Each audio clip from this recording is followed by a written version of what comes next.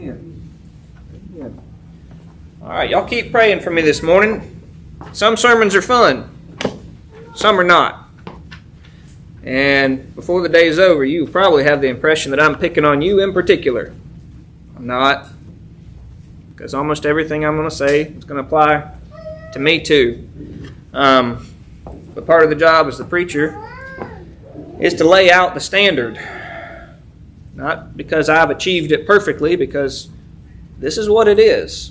And so, if I had a funny title for my message, most of this won't be funny. Being a Christian is a team sport. Okay? So we're going to have a PE class this morning. PE. P stands for preparation. E, execution. Being a Christian is a team sport. If I had to focus, it would be on the word commitment. Commitment. And I'm going to use an extended metaphor today. I may torture it a little bit. It may not work just exactly, but it felt like it was a useful tool to me. The areas where it's weak, overlook it. Take the gist from it. Let's start from a premise. What's the great commandment?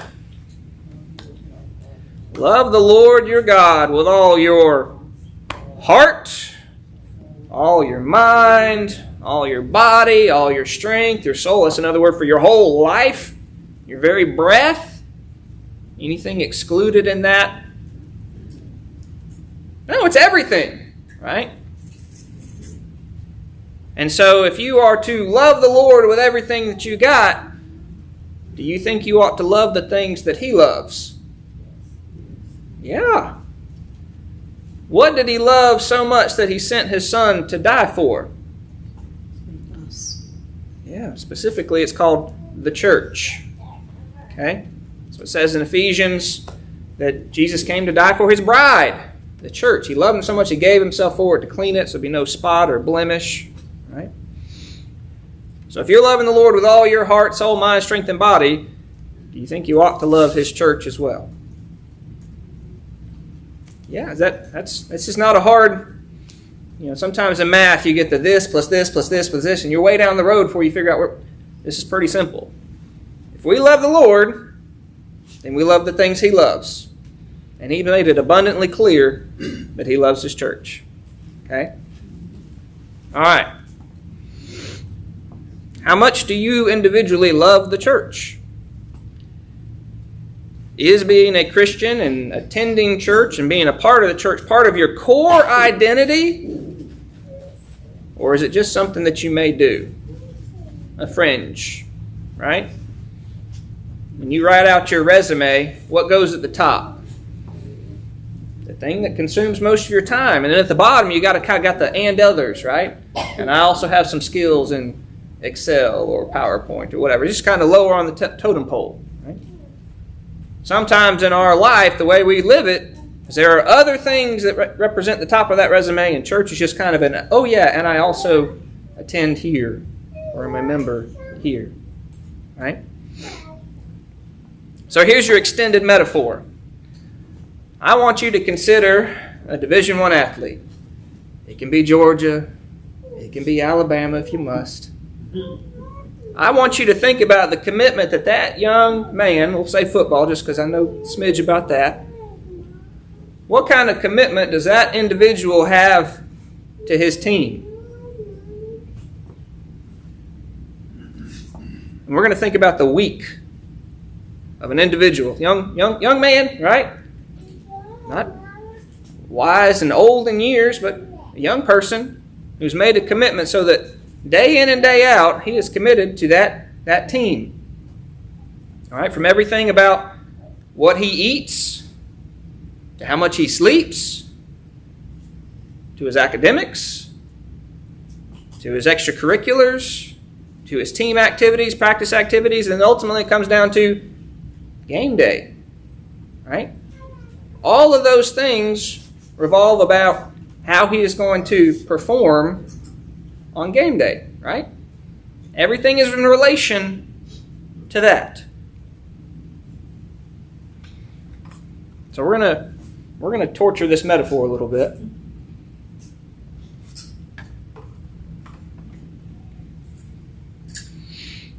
The way they eat, their diets, their rest, everything is so that they can be the best athlete that they can be, right?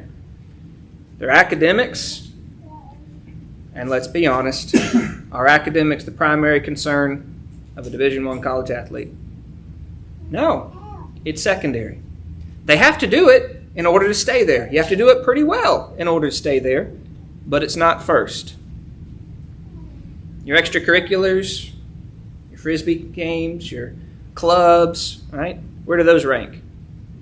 A distant third, right?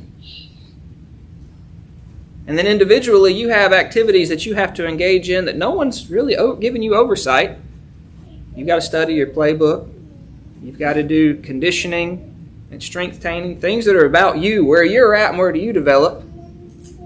And then you've got different team activities, whether they're meeting with the coaches and you're running film or whether you're running practices, right? There's different events that are revolving around the team. And then there's the ultimate game day, okay? Those are the kind of different avenues I want us to think through today. We're going to look at it in terms of a Division I athlete, and it's kind of easy to see because they make their decisions based on that team they're part of, right? Day in and day out, these young men and ladies in other sports, right, demonstrate self-control, self-discipline, diligence. They extend a lot of effort. Their work ethic is very impressive. It's challenging day in and day out. And most of the challenges appear when there is no camera crew. There's no glory associated with it. It's the day-to-day grind of accomplishing all the things that they need to do in order to be ready for game day. All right, so in our PE, preparation, execution, all right, preparation is going to be that whole week, and the execution is how do you perform on game day. All right, their schedule revolves around that sport. All right, so you're a Division I athlete, you're a linebacker. Linebackers have to be big. Okay? What do they need to eat? Just anything to make them big? I've watched some, football movies, and coach tells the young kid, well, you need to be 100 pounds bigger. And he comes back the next year, and he's 150 pounds bigger, but he's been eating, Reese's Puffs and whatnot, and it's just fat. Right? He said, well, I wanted you bigger, but I needed the right kind of bigger. I needed you bigger and stronger, right? And faster, right? What they eat, what they put into their body matters, right? There's a specific wholesome food and content that they have to put in so that they can perform well, right? If they just eat a bunch of junk food, or they drink a bunch of alcohol, or they engage in drug usage, all the things that happen on college campuses, if they go that route, there's pizza galore and there's all sorts of just garbage they can put in. What will their performance be come game day? Sorry, right? That's the simple premise. Garbage in, garbage out. All right. How does it equate to you as a Christian? Well, in the simplest thing, it's true for your physical body too. You have been given a body, a natural body, for a purpose. Is it for your own pleasure? No, it's to serve the Lord. And so you need to take care of it. Not worship it, not make it an idol in your life, right? The end of itself is not for it to be perfect, but rather it is a tool to be used in His service, right? So you just natural nutrition, right? I'm not going to harp on that. That's kind of obvious, right? If your body is a temple and you are designed to serve Him, take care of it, right? Same way I don't leave my tools out in the yard overnight, right, guys? Right? Because it's not good for them. They won't last as long. We make good decisions about our body. Okay, well, how about this? Rather than just feeding the natural body, that's kind of obvious. Y'all understand that. How about feeding the mind? Garbage in, garbage out. What kind of content are we putting in or absorbing with our eyes, with our ears? Right? We have a lot of opportunities for content. Phones, TVs, computers, tablets, books, magazines, newspapers, you name it, you have a lot of opportunity for absorbing information. You are feeding your mind. Now, are you choosing wholesome, godly, encouraging content? Or are you choosing worldly, empty garbage? Right?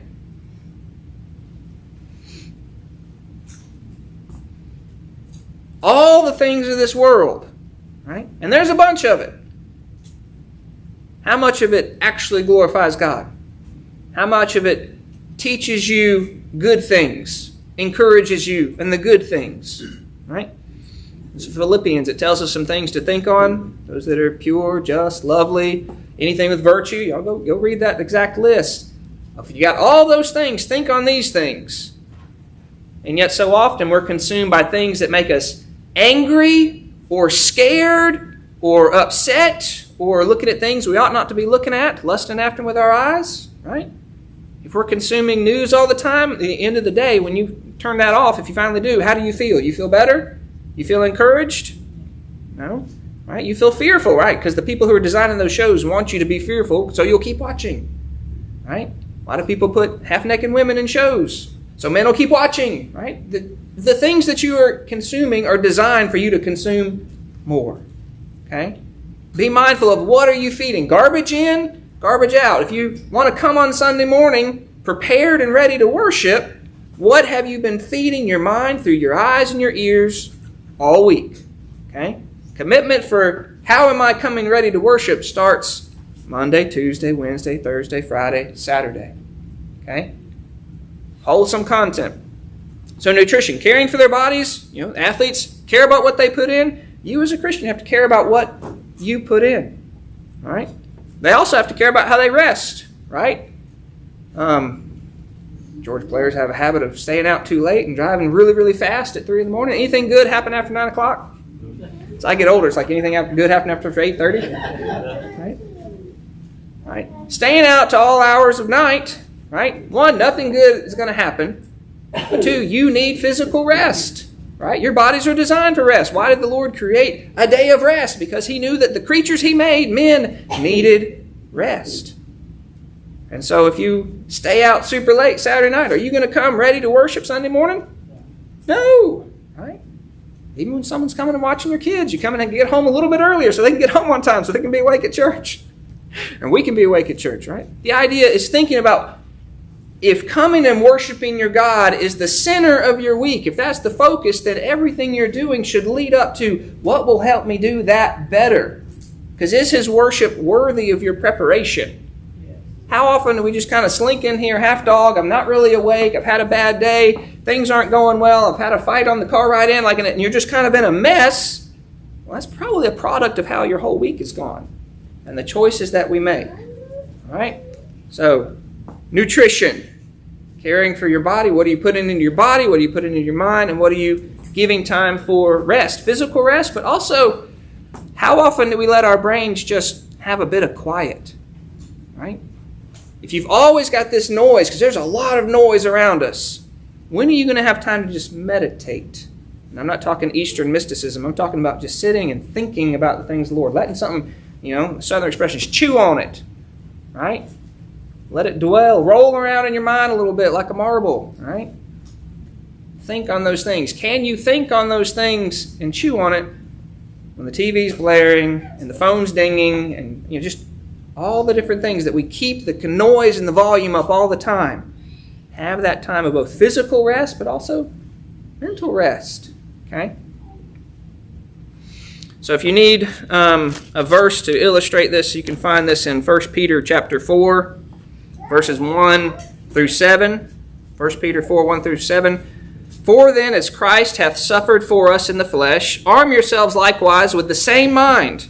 For he that hath suffered in the flesh hath ceased from sin, that he should no longer live the rest of his time in the flesh to the lust of men, but to the will of God. For the time past of our life may suffice us to have wrought the will of the Gentiles. Right? And that time, there's another time in our life when we were doing exactly like the world. The will of the Gentiles, where we walked in lasciviousness. That's a pursuit of sexual sin. All right? Lusts, right? Anything that you are desiring that you know that doesn't glorify God, you're just seeking out what makes you feel good. Excess of wine, using drugs, alcohol, anything that's trying to alter your state of mind, you're doing that. That's your carnal self seeking that. That is not glorifying to God. He said this is past tense. Revelings, that's going to partying, right? You can have a good football player who's spending his nights out partying. Is he going to be prepared? Is he going to be ready? No, this is past tense, right? Banqueting, over an indulgence in food, right? That guy, 400-pound lineman who's been eating Twinkies and Ho-Hos, he's overindulging in food, all right? Banqueting, abominable idolatries, wherein they think it strange that you run not with them to the same excess of riot, speaking evil of you. He says, this should be such a past tense that the friends you used to hang out should be making fun of you now, that you don't do it anymore, okay? Because now you're seeking the will of God, not the will of your flesh. All right? So, you're student athletes, you care about what you put into your body. You as a Christian care about what you put into your body. And the end result is looking for, how am I going to worship the Lord? All right? Well, what else does a student athlete have to consider? They have to consider academics. All right? And I know this is kind of a caricature, and there are those who care very much about scholastic endeavors. I'm not minimizing them. But in general, a football player is in college to play football. And the school's, the class is just something you got to get through in order to keep playing football. Right? So it's secondary. How do you know? Well, if there's a travel game, what's not going to happen on Friday? They're not going to class. Right? It's secondary. The football practices, the football schedule, the football tutoring, whatever it is about football, it's going to come before their academics. All right? How's that compare in a Christian's life? This is your job. This is your money making, the things that you have to do, your weekly responsibilities. Yes, you have to do them, but like academics, they are secondary to the primary, which is worshiping God. Okay? It's something you have to do. There's still responsibilities. It takes a lot of self-discipline. You got to use your time wisely, but you make your decisions about it where God comes first. If something has to bend, it's not God's time. Okay? We're talking about commitment. All right? The commitment for that Division I athlete is that the team comes first. And we as Christians often get this confused. We don't commit enough. We allow other things to come on top of our service to God. All right?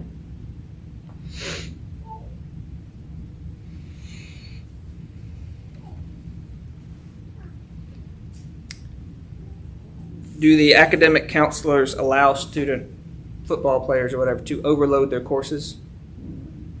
No, they don't. Why? Because you can't do everything. Right? And you can't effectively serve God if you are overloading yourself with the cares of this world. All right? Do you need to work?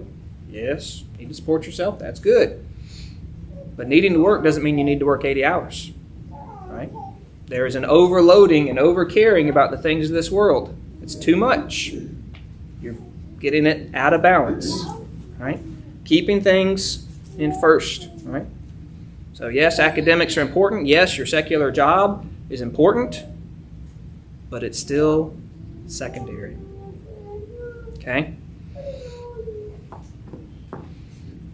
Will a sophomore wide receiver be successful on the team if he skips his classes and doesn't turn in assignments? No. Just like that, you got to go to work. You got to show up. You got to do a good job. But you also got to keep it in perspective as that it is a means to an end. You're doing the classes so you can keep playing football. You are working and earning money so you have another opportunity to serve the Lord. You are preparing for one more opportunity to come together with your team, with your church, to serve Him.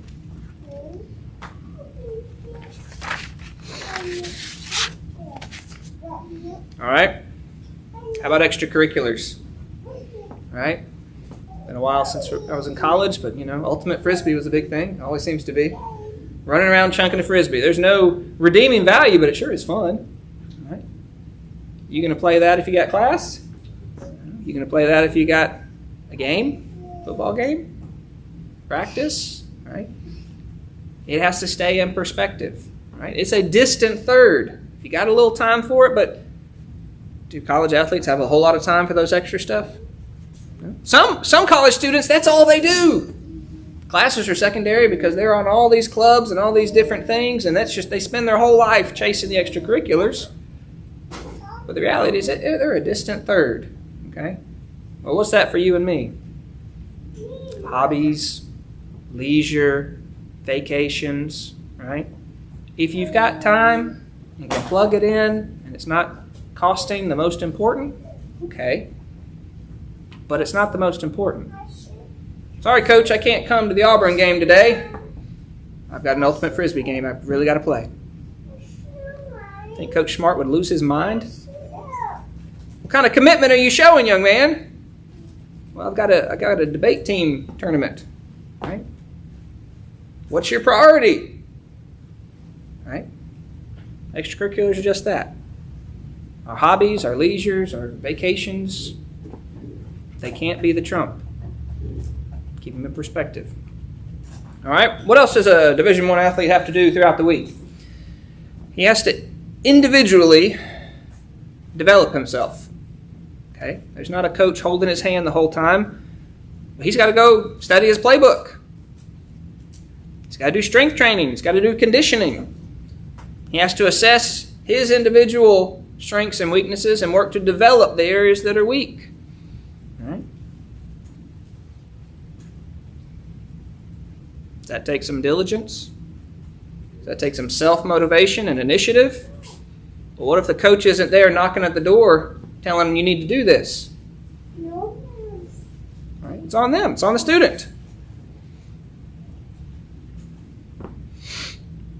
How can that show up in our life?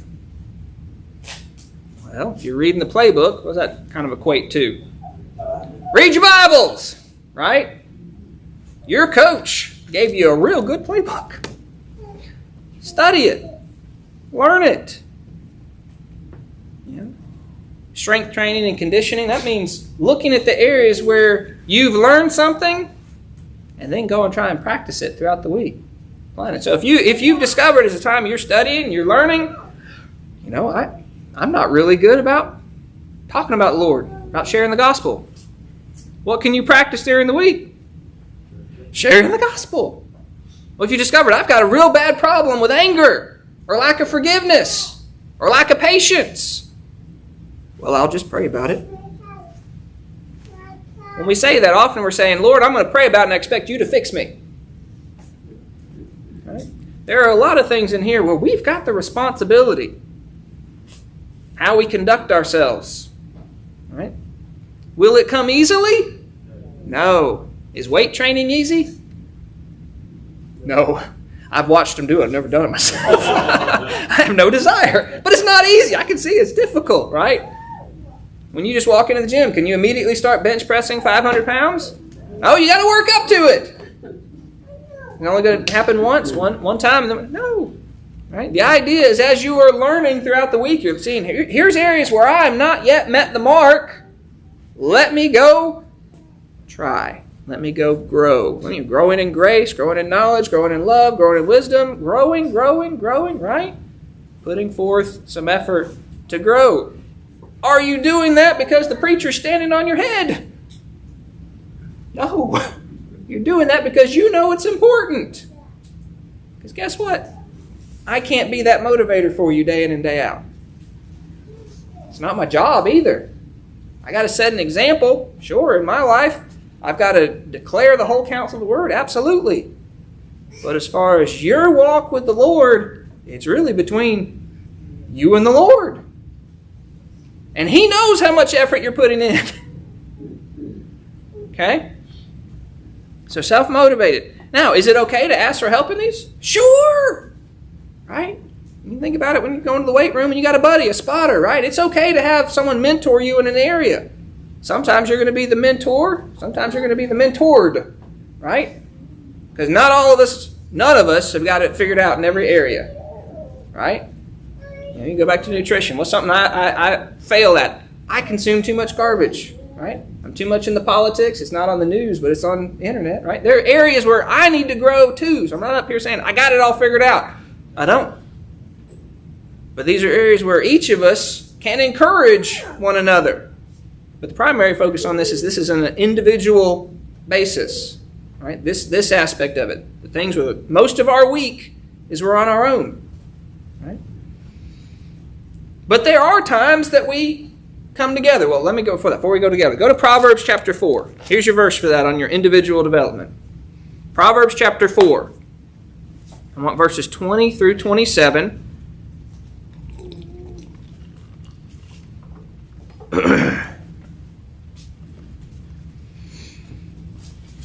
Scripture is written by God, right? Inspired by God, written by God. So I want you to read this and listen to this as if God is speaking directly to you.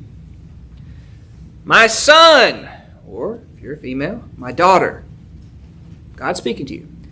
Attend to my words. God is telling you to pay attention to whose words?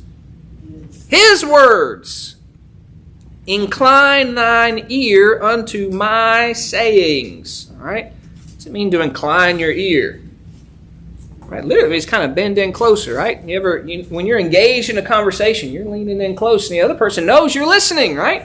God's telling you, pay attention to what my words are. Listen to what I'm saying, right? Individual development. Think about, this is you. This is your week. I want to be leaning in to what God has said, right?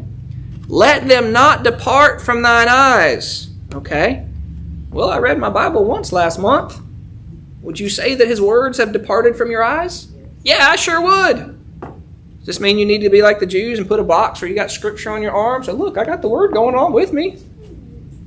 The idea is that you need to be constantly in the word. All right? And when you're not actively looking at it, it should be so much involved in your mind and in your heart that you are thinking about it and meditating on it. Right? It's the preparation for game day, which is you come together formally with your team to worship the God who's worthy of your worship. Let them not depart from your eyes. Keep them in the midst of thy heart. Right? Why does he put the midst? That's the middle. Why did he say to keep his words in the middle of your heart? Less likely to drop off. Right? Things we put on the edge, well, those kind of get pushed aside. But the thing that's in the middle, it's there to stay. Where should his words be? Right smack down at the middle. For they are life unto those that find them, and health to all their flesh. Right? There are positive benefits of obeying God. You avoid a lot of trouble. Okay?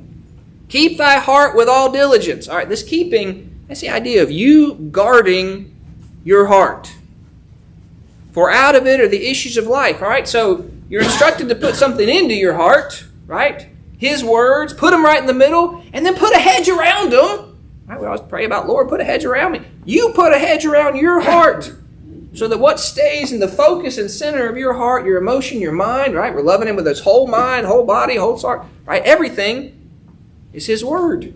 Keep it with some diligence, with a little bit of diligence, with all diligence, with focus. There's effort, right? For out of it are the issues of life. And you can go read in the New Testament where Jesus talks about all the bad things that can come out of your heart when you're not keeping it, right? And the things that come out of your mouth when they're a reflection of what's going on in your heart. Okay? And we're not just talking about dead in trespasses and sins versus alive. Right? I'm talking to born-again Christians who are charged with guarding your hearts, because the garbage you put in and what you feast on and what you indulge in, that's going to show up in your life. Okay? Doesn't make you not a child of God. It just makes you not as an effective one. Right? You're not shining the light that you've been given. All right? You're like putting ash on the little globe thing of your lamp, right? Making it harder to see. Put away from thee a froward mouth, and perverse lips put far from thee. All right? Froward mouth. Speaking things that you ought not. Perverse lips. Things that are crooked. Right? This is when you are reflecting those things in the world and you're making them your own. Now the other side of that is putting away other people with froward mouths and perverse lips from you. Right? Being very careful about what company we choose. Right? Because we tend to act like those we hang around. Right? Evil communications corrupt good manners, right? If you're hanging around those who are worldly minded, guess what? You're going to be acting worldly minded pretty soon. Let thine eyes look right on. Let thy eyelids look straight before thee. It's interesting. Your eyes are looking ahead, and your eyelids are looking ahead. You ever had anybody kind of give you a side-eye thing? Your face is going ahead, but you're, I don't know. It's kind of looking out of the side of your eyelids, and you're just a little sneaky, right? The idea is that all of you is focusing on the right way, right?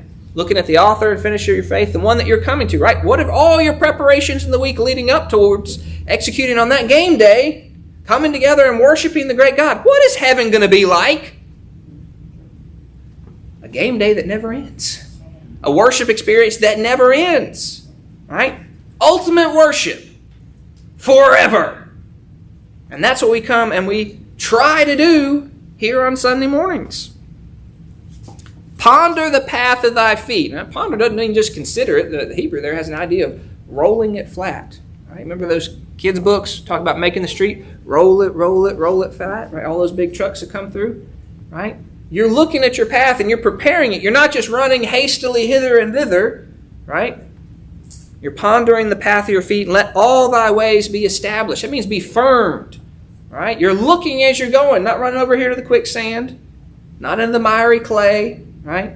But you're looking for that firm path. Turn not to the right hand nor to the left. Remove thy foot from evil. All right? The instructions to this individual as God is speaking to them, who is the one performing in the action? Yeah, you are. It's not, Lord, do all this. Lord, you keep my heart. Lord, you keep my feet. Lord, you... Now, if you pray, the Lord will do that too. I'm to help you. But the idea is that you have some responsibility for how you direct your day-to-day life. Okay?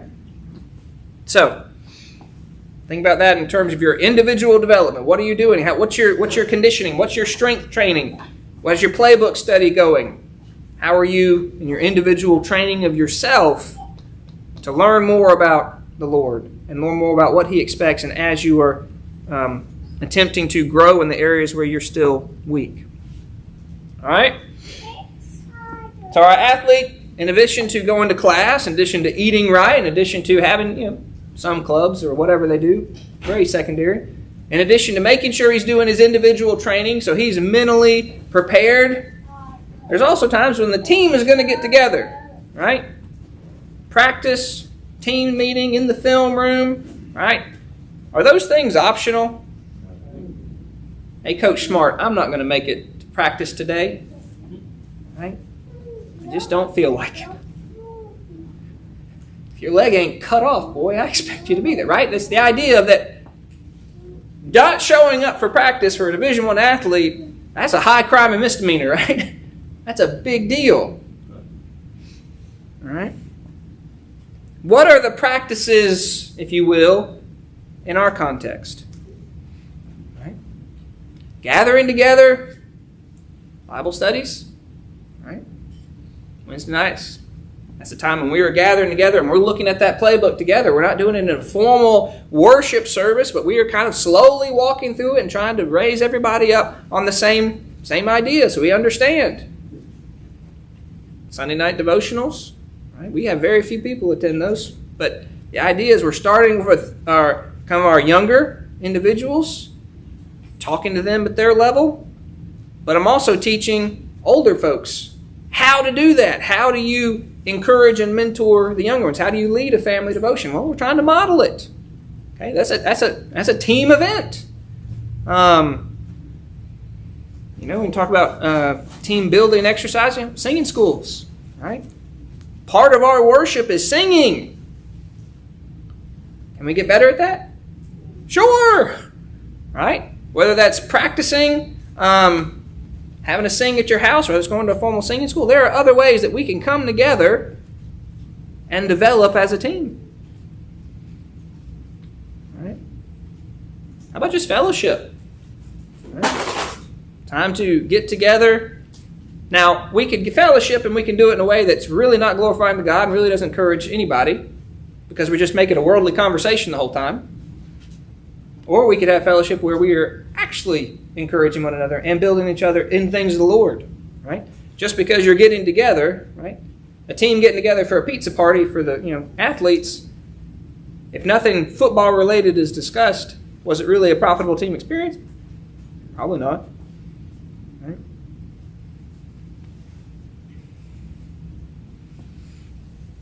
Hebrews chapter 10. Y'all are familiar with this. Hebrews chapter 10, verse 23. Let us hold fast the profession of our faith without wavering, for he is faithful that promised. And let us consider one another to provoke unto love and to good works, not forsaking the assembling of ourselves together as the manner of some is, but exhorting one another, encouraging one another, so much the more as ye see the day approaching. Right? Gathering together to encourage one another, to provoke one another unto good works. Right? How many sinners make up a church? What percentage? 100%. Right? Do you and I need encouragement to continue on this path and doing the right things and seeking the Lord? Yeah. Right? Can you encourage others if you're not there? No. Right? And the focus on those is considering others. Right? Well, I don't want to go because I'm not getting anything out of it. Congratulations, you're focused on the wrong person. Right? If being a Christian is a team sport, part of it is considering others. Right? How much does Jesus love your brothers and sisters? Enough to die for them, right? That's a big deal. That's a big, big deal. Right?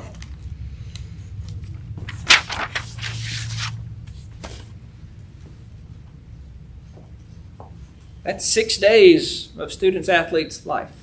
Right? And then you get to the day. Right? The day is finally here. What is that day focused on? The game! Well, if the game starts at 7, I'm going to start thinking about it about 6:30, right? No. The whole day is game day, right? They show up early. They've got the things that they need. They're warming up. They're thinking about it. They're preparing about it. That day is devoted to it. What if somebody decides they're going to get married on that day? Sorry, Bubba, I ain't coming. It's game day. You should know that this is a priority for me and I'm not coming. Right? Well, it's somebody's birthday. It's game day. Family reunion? Game day. Funeral. Why would you schedule that on game day? That's the response. Right? I'm injured. Unless you're hospital injured, where are they at? They're still there. They may not be fully dressed out, but they're there. Right? There are very, very, very, very, very few times that a team player doesn't go, doesn't show up. Right? And when they do, it's a big deal. Right? How is it with Sunday morning service? Right? Sunday morning service. This is our game day. This is our chance to gather together as a team and worship the Lord God. Right?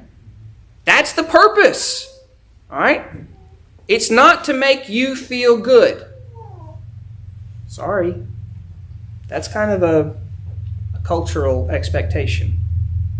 I came to church because I wanted to feel good. Often you leave feeling better. That's good.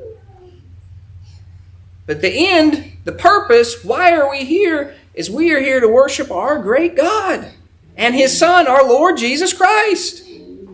And our week should be spent in preparation for this. Okay?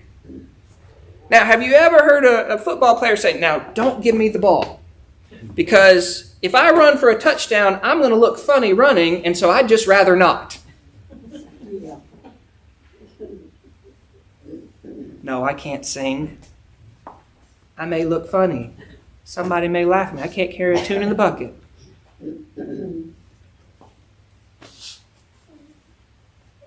What is one of the primary ways that you are gathered here on Sunday mornings to worship? In song! With the voice that God gave you. He knew the voice He gave you. Now, can you do individual training? Can you learn a little bit more? Learn a little bit of notes? Yeah, but you can't change the voice, right? You can tweak it a little bit at the edges, but He gave you a voice. Worship Him in the voice. Worship Him with gusto and abandon. Right? When on game day, do they lay everything out on the field? Yes. Do they hold back for fear that the other team's fans won't like me? Or they may say something ugly. Right? You should expect a hostile environment. Some respect. Right? Sing. Well, I can't pray. Right? Please don't call on me to pray. Right? Okay, men. This is a team sport. And guess what? There is room on the whole field for everybody. Do we all have the same position? No. But none of you have to be on the sideline sitting down. Okay? There is room for everybody to be participating. Okay? I'm not going to call on sisters to pray out loud during the worship service. I'm not. I'm trying to comply with other verses that guide us there. But does that mean, sisters, that you cannot be praying during the service? Please be praying. Right? You have a flawed mortal up here trying to describe a perfect God. He needs your prayers. Right? He hasn't lived out perfectly the things that He's saying need to be done this week. He needs your prayers. Right? Active engagement, participating. I mean, we should be all on the field together. Right? Right? There's really kind of 3 different types of players. Maybe 4. One who's on the field playing, right? And then there's one over on the sideline. You got the coach's headset, and he's just yelling at you. Right? Sometimes that's the role we get into, where I'm giving encouragement, but I'm not doing anything. Or I'm giving criticism, but I'm not doing anything. Right? We need to examine ourselves. Where am I? Am I on the field? Am I playing? Or am I on the sidelines? You know, the expression of, yeah, we really ought to do such and such. When the we implies someone else ought to do it, but I'm going to give the idea, right? We don't need sideline players. All right? And then you got another sideline player who's just kind of sitting over the bench with the towel over his head. They're physically there, but they're not checked in. They're not participating. They're not engaged. Right? What kind of commitment does that show? Right? I'm just checking the box. All right? And the other one, well, I texted Coach, I watched the game on TV. Y'all did good. That's watching on Facebook. Is there any involvement and participation in the moment that can happen there? No. All right? If you're sick and you can't be here, I understand. It's better than nothing. But the idea is it's not the same thing. If your only focus is on yourself, then, well, maybe it's pretty close. But the idea is that you are here because this is a team. It takes all of us. And our common goal is to work together to praise the Lord in this moment. And this should be what our week is leading up to. Not just something that we do and then our rest of our week can start. Okay?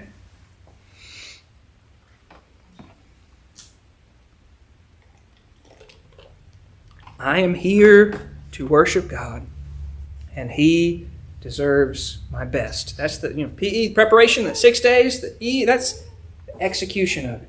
All right, actually striving to give God everything you've got in this moment, even if it's just coming to pay attention. Right, listening as best you can, actively bending your ear to the Word and trying to internalize it, trying to lay aside all those cares and thoughts and distractions of the world that are there. That you're battling, because guess what? This is a spiritual warfare. I've been using this illustration of a team. There is an opposing team. It's not your fellow church members. Okay?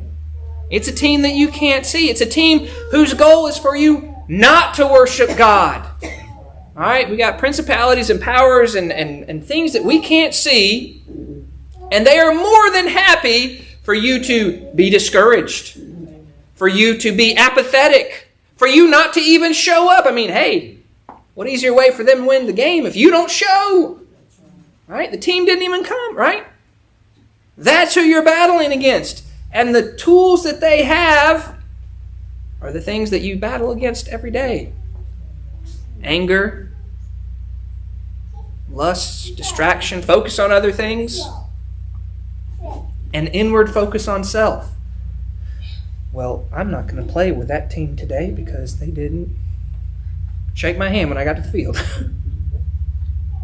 Or, anyway, you get the idea, is that you get inward focused on self and you start being critical of your own teammates and you forget you're on the same team.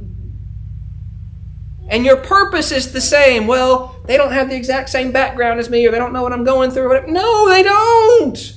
But you still have the same purpose. To worship that God together. Right? And the one who wants to ultimately deter you from that is Satan himself and those who work for him. Right? Is he a defeated foe? Yeah, absolutely. But can he make things miserable for you? Yes. Can you let him make things miserable for you? Yes. Sure. Okay? Go to Psalm 5. Psalm 5.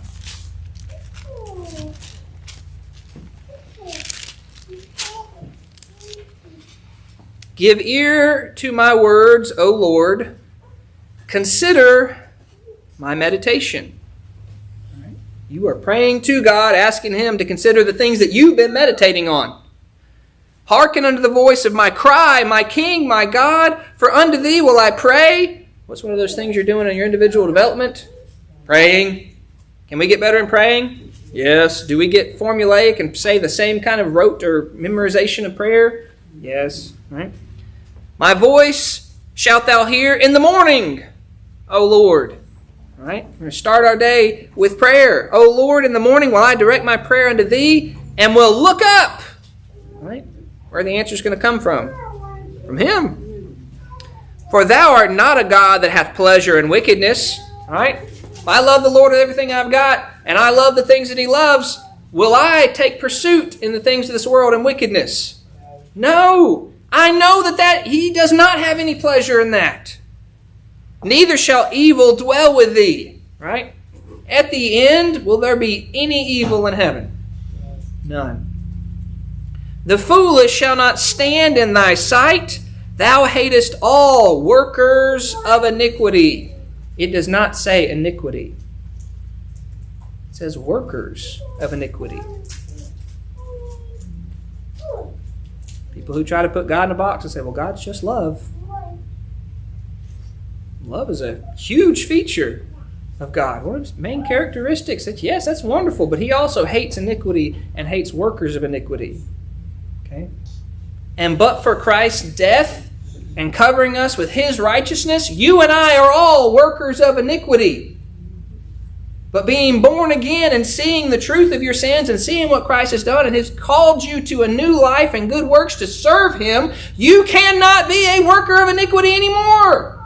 You recognize that that is wrong and that He hates workers of iniquity. The evil will be separated. The evil ones will be separated from Him. It's not going to be squishy at the last days. There will be a separation of God's children. All the ones that He died for, they'll be, they're described as sheep. And all those that He didn't are described as goats. These are described as workers of iniquity. We don't need to look like that. We don't need to act like that. We are clear that that does not please God. The foolish said in his heart, there is no God. The fool shall not stand in thy sight. Thou hatest all workers of iniquity. Thou shalt destroy them that speak leasing. Lies. Leasing is lies. Right? The Lord loves truth and He hates lies and He hates liars. Okay? You'll destroy them that speak leasing. The Lord will abhor the bloody and deceitful man. The bloody, the murderer, the ones who are harming other people, the ones who are using subtlety and tricks. You'll destroy them. This is the end result. All right? He said, this is all true. I know that at the end you will take care of all this.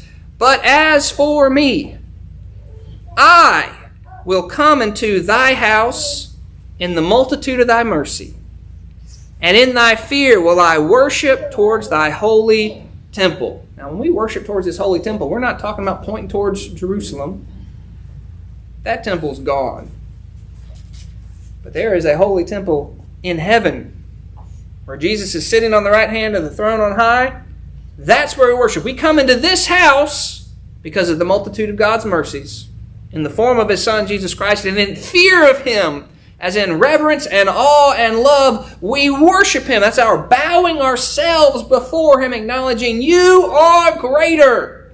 You love things that are good. You love things that are true. You love things that are honest. Those are the things that I want to do because it pleases you. Lead me, O Lord, in thy righteousness. Because of mine enemies, make thy way straight before my face. There are going to be those who are trying to distract me, trying to lead me down the wrong path. He says, Lord, show me your path. Make it clear so that I'm not blown off onto the waylays and the side streets.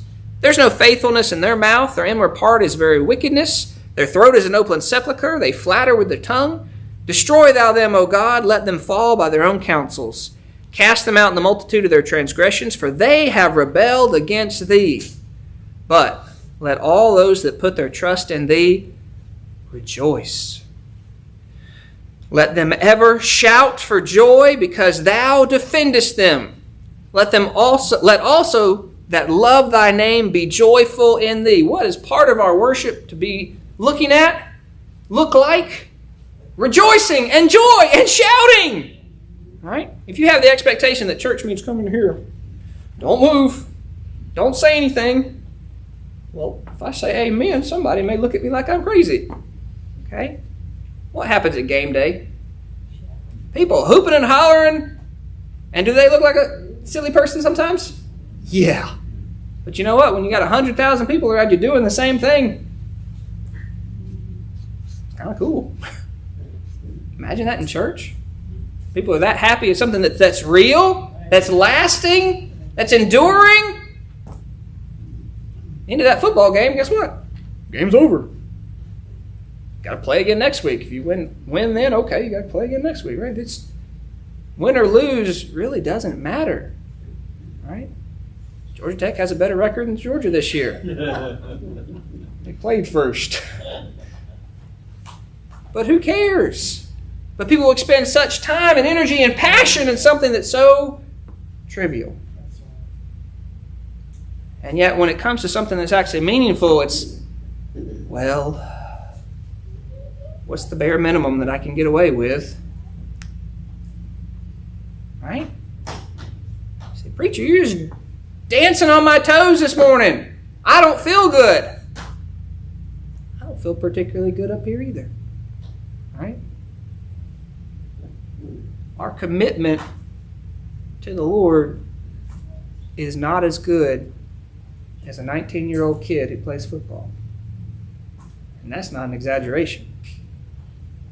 And that's sad. That should be condemning for us. Condemning for me and for you.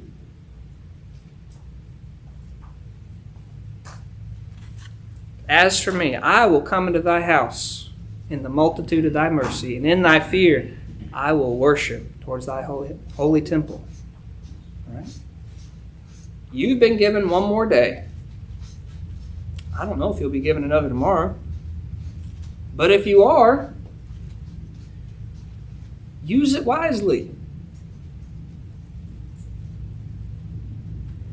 Commit in your mind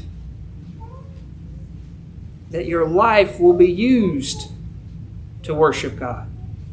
And then start taking the steps to make that true. Day in, day out. That involves a lot of choices, a lot of decisions. Some big, some small. But there's a consistency and a work ethic and a determination and grit that comes with it. I can't do that for you. But it's worth it. Preparation and execution. So next Sunday, we're going to meet back. Whether the NFL's playing or not, I don't know. But this will be our game day. This service is when we are going to gather to worship. And let's gather prepared as best we can to worship our great God. Thank y'all. Time. Anybody have a number you'd like to sing in closing?